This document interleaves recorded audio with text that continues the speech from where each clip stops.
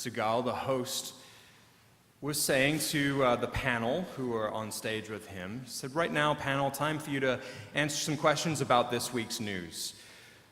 Tom, researchers in Australia were interested in making the roads safer for cyclists.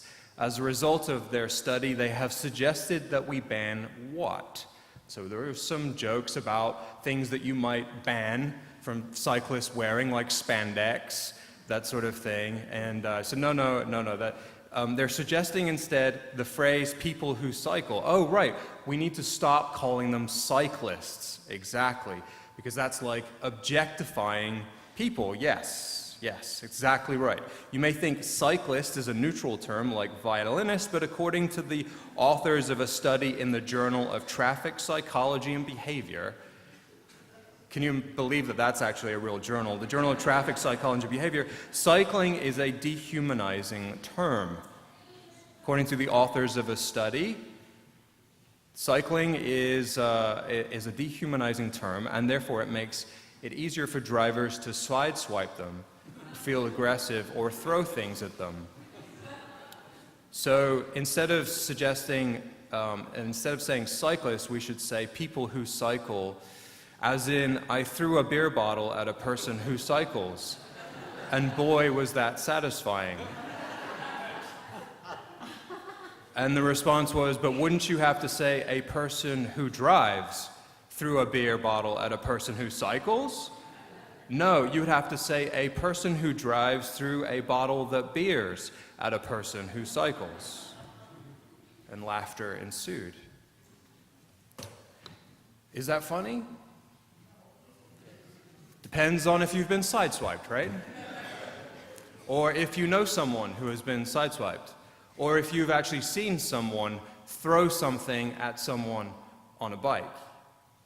Is it funny if that's you? Depends, right?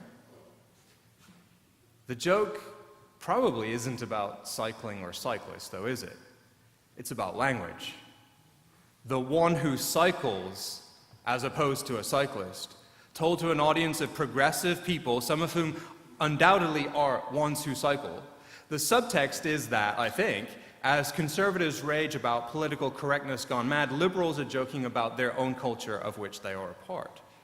Or is it simply a matter of when you have to deconstruct a joke, its power is now gone, right? I mean, we've all been at events or seen something on television where something is supposed to be a joke, but people don't really understand that it's truly a joke and take it too seriously. They don't necessarily understand the hyperbole. Humor is tricky precisely because it relies on people understanding hints or having background information or a common set of experiences or a cultural narrative that doesn't need to be explained, but people there understand it. When Jeff Foxworthy said, if you have a complete set of bowls and they all say Cool Whip on the side, you might be a redneck. That joke would not have been told to an audience for the very first time at the Wellmont, for reasons that we all understand, right?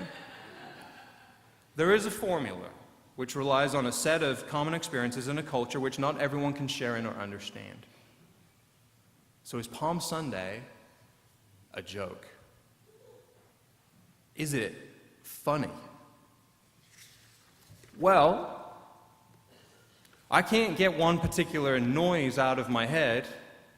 And to my mind, if it weren't for that noise, which obviously we can't hear when we read the text, the joke would certainly be lost on us. I mean, you know the noise, right? The noise a donkey makes on cobbles or on a street, the clippity-clop, clippity-clop.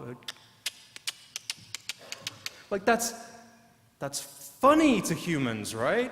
The noises that donkeys make, they're braying. It's supposed to be a joke, right? It's not regal. They don't look like horses. They don't sound like horses. They don't really walk like horses. It was a spring day, 1,989 years ago. And there's a procession. Many of you know this. On the one side, you have the clippity-clop of the donkey, and on the other, you've got the thundering beat of horses' hooves as chariots roll down the streets, adorned with artistic patterns as the bridles and tack of the horses chime and clatter together. Soldiers carrying shields. Some have poles adorned on top by golden eagles. They march on past. You can hear the beating of the drums. And notice that at the head of the procession, as he does this time of year, one day each spring, Pontius Pilate has come to Jerusalem's west side.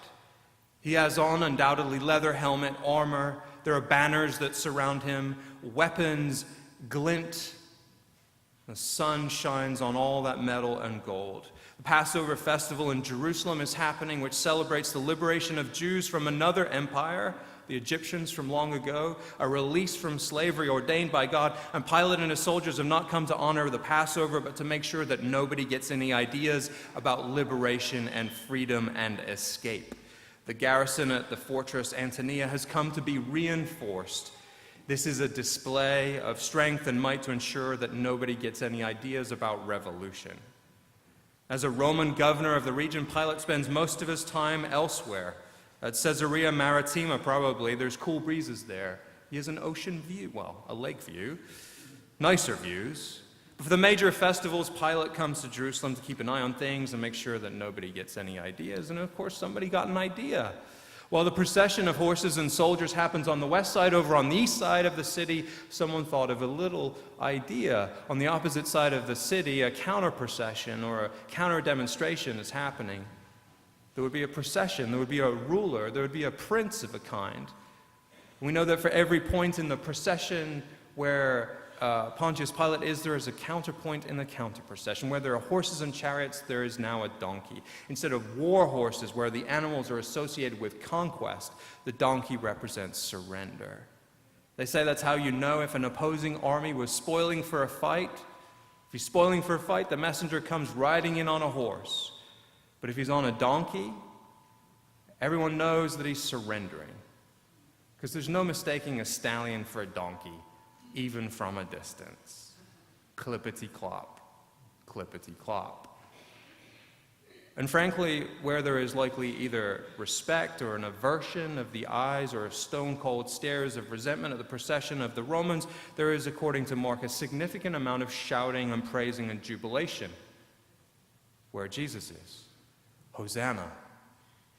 Blessed is the one who comes in the name of the Lord.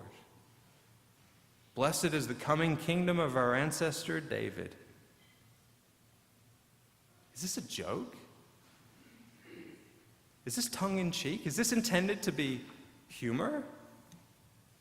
Mark implies that those who hear this story in the Good News also know the rest of their Bibles. They might have heard Zechariah 9. The prophet says that someday a king will come riding into Jerusalem on an animal like a donkey, and he will cut off the chariot from Ephraim and the war horse from Jerusalem, and the battle bow shall be cut off, and he shall command peace to all the nations. He shall cut off the war horse from Jerusalem? You can't believe that a guy on a donkey will actually cut off the war horse, can you? No, if you want to cut something off, you have to come with your own war horse, with bigger and better weapons and more soldiers. You don't do it with clippity-clop, clippity-clop. Or there's another story in the Old Testament, in the Hebrew Bible, that the palm bearers and cloak throwers were supposed to know. Elisha in 2 Kings receives a vision from God that he must anoint a new king, a man named Jehu. Jehu is a commander of the army at the time, and so 2 Kings says that the prophet goes to see Jehu, and Jehu gets up and goes to a tent just with him and Elisha pours oil on his head and says to him, Thus says the Lord, the God of Israel, I anoint you king. You shall strike down the house of Ahab, so that I may avenge Jezebel, the blood of my servants, the prophets, and the blood of all the servants of the Lord. For the whole house of Ahab shall perish. I will cut off from Ahab every male, bond or free, in Israel. I'll make the house of Ahab like the house of Jeroboam, and like the house of Baasha.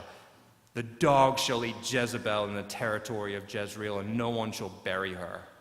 Then he opened the door and left. When Jehu came back to his master's officers, they said to him, Is everything all right? Why did that madman come to you? And he answered them, You know the sort, how they babble. They said, You liar, come on, tell us, what did he say? And so he said, This is what he said to me, I anoint you king over Israel. Then they took their cloaks and spread them for him on the steps, and they blew the trumpet and proclaimed, Jehu is king. Is it funny? Humor is tricky. The people in Mark, they take their cloaks and they throw them down in front of Jesus and proclaim a king. And in 2 Kings, you heard that right. Jehu's job as king, his mission, is to commit an act of genocide against the house of Ahab. Jehu is a war criminal, a thug. Maybe not in the moral accounting of 3,000 years ago, but by any measure today, he is an immoral man who drew the sword quickly and often. And is that what the people who were laying cloaks thinking was the story behind the story? Is that what they thought the subtext of all this was? Did they think that Jesus was coming to wage a war, that Jesus was coming to exterminate the Romans, to commit an act of genocide? Or was everyone in on it, in on the irony of laying down palms and cloaks as he comes by offering the royal wave? When you're bouncing up and down on a donkey, it's a lot harder to look regal. Clippity-clop, clippity-clop. Did the people understand that the invocation of the story of Jehu and Zechariah's vision set against Pilate's procession was a nod, wink, not just to the vainglorious flexing of muscle by Pilate, but also to their own ambitions to destroy Pilate's army by fighting fire with fire, sword with sword, might versus might? We talk often about how the people seem to turn on Jesus during Holy Week. How come they were praising him one moment and looking to execute him less than a week later? Man, humor is tricky.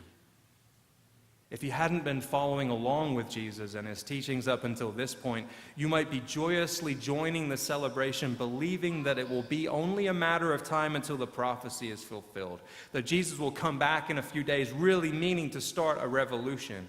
This time the Romans are going to get it.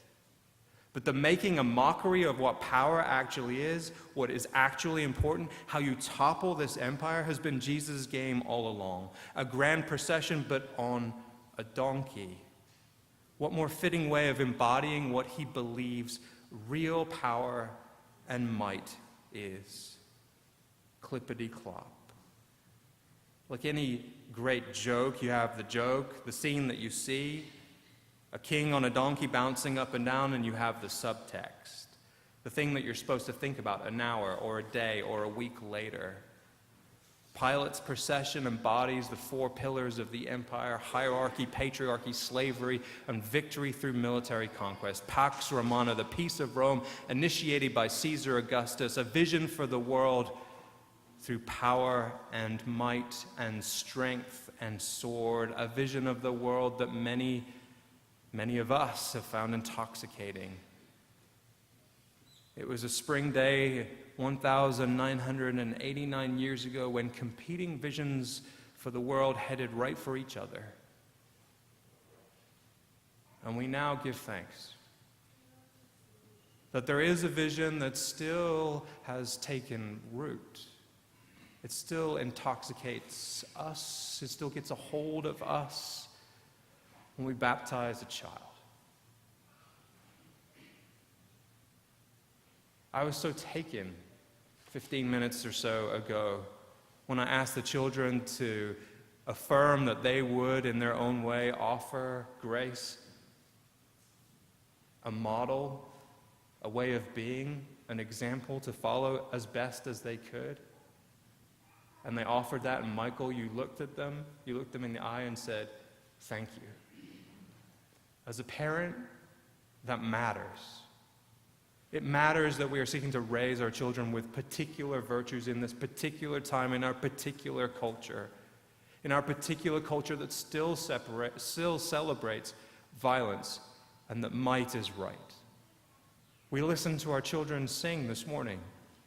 Beautiful.